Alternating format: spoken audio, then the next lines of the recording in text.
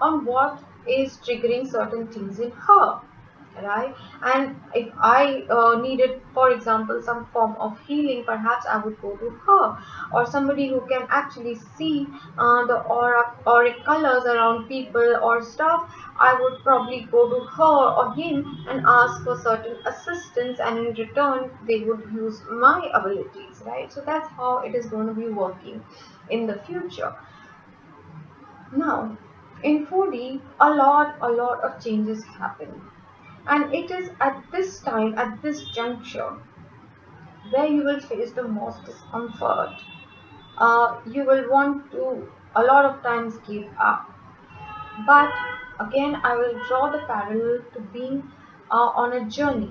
So if you are perhaps on a long train journey, if you've ever made it in your childhood, if you remember summer vacations and you went from one place to another, from Bombay to Calcutta or some long distance, right? Although you had food, you had a berth to sleep on, you had drinking water, you definitely did not have all the comforts that you can find in your house. So 4D is a transition, it's the journey. So it is not very comfortable, but all that your basic needs are being provided to you. And then towards the end of the 4D is when things start settling down, when you start actually seeing what does it mean to exist in higher vibrations, when you start sharing your information, or when you start actually practicing, when you are actually manifesting things which you earlier just heard about and thought, I don't think it's ever going to happen to me because when I try, it takes too long or whatever. It's very important for each and every one of you watching these videos that you meditate regularly, even if it is for just 5 minutes. Meditation is not getting lost. It's about collecting your energies calmly. It's not even about silencing your mind, but to learning not to follow your thoughts. Allow them to come and go like clouds, not start following them, not going into a downward spiral and getting involved with the thought, chasing your thought. That's what you're training yourself to do initially. Okay, if you're like, I asked a question, I did not get any guidance, it's because your mind is chattering. In the 3D, we have been asked to give a lot of importance to our mind, to our cerebral abilities, to be calculating, to always use logic and rational. And we gave it so much importance that our ego, using our mind, started dictating everything about our life. Now, as you start moving more and more in the 4D, you will continuously be asked to feel more. How does this job offer feel? Your mind would say it sounds wonderful, the timings are good, the pay is good, but your insides are telling you, I'm not feeling good about this. You're being taught to listen more and trust your feelings more, your intuition more. Intuition is not the same thing as your emotions. All right, you will learn to distinguish. The more you will practice, the more you'll make it fun and have games involved, you will start discriminating and understanding what is my emotion. I'm feeling angry is not the same as my heart constricted when this job offer came. And then when I checked, is this a good job, should I take it up, all I could see perhaps was darkness. So there is something you're being warned about. It could be something within you, or it could be something in the job. So you will have to one by one, by the process of elimination, check, am I scared of the change, am I resisting it for some reason, or is there something harmful there which I'm not meant to experience? In the long run, will I get cheated out in this job or in this whatever the project might be? So initially there might be, like anything new we are learning, there will be successes and failures, if you want to put it in that terminology, but hits and misses. You will get it right sometimes, and sometimes so, but you will start distinguishing when how you feel when your intuition turned out to be correct. And you will start relying, oh, I'm not such a physical person, my body doesn't really tell me something, but I get this certain catch in my throat, or I get this buzz in my ear, or things like that.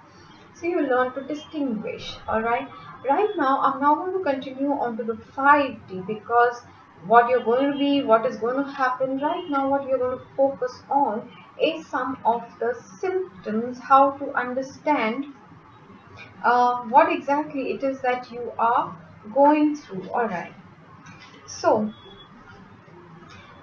twin flames, those of you who are here and watching, please now really, really pay attention and compare it to your various stages, and you'll start seeing a picture emerge of what's happening, because it's pretty similar.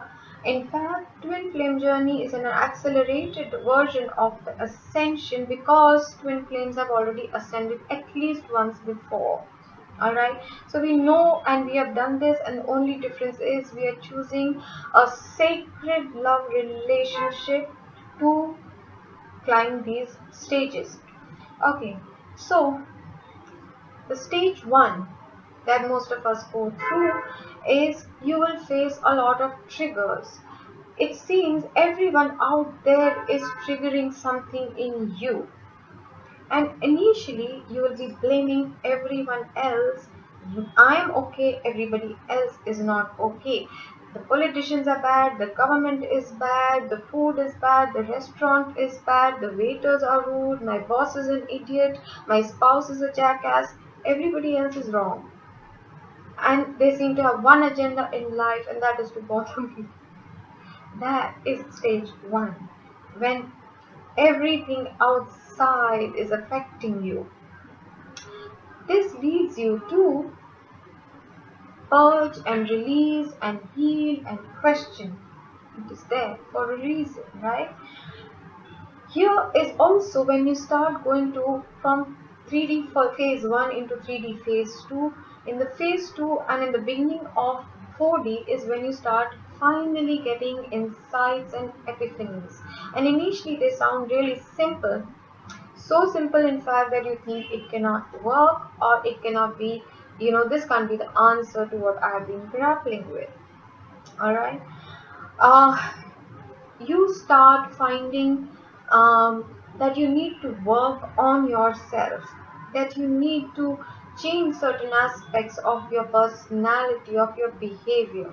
The insights, that's what it tells you, that what, you're carrying way too much insecurity inside you. You need to work on self love, or you need to stop giving your power away.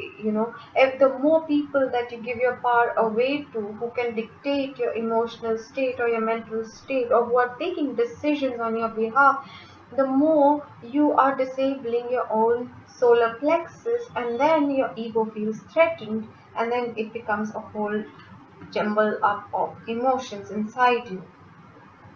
Now, you try in this phase of 3D to 4D, you're always trying to find a solution. You're constantly trying to get the control back of a situation. You feel things are going out of hand, and what do I need to do to get it back in a certain way so that I can control the outcome of this journey? Now, what you realize is in stage two is that I need to go inward. I need to now work on myself. I need to first find the peace within me.